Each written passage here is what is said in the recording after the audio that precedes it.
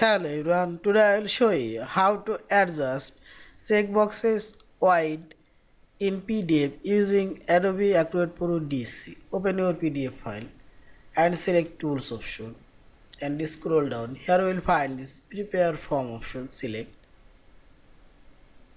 Now click on this selection icon and dragging your mouse, select your checkboxes you want to adjust wide.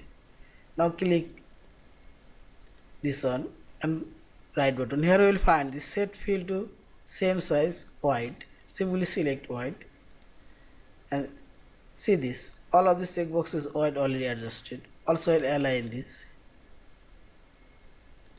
and see this. Also I'll adjust these two checkboxes wide. Select. Now click right button. Properties. Here you will find this wide option. See this. Also I'll align and see this. In this way you can adjust it all of the checkboxes wide. Yeah. Thank you for watching. Please subscribe, like, share and comments.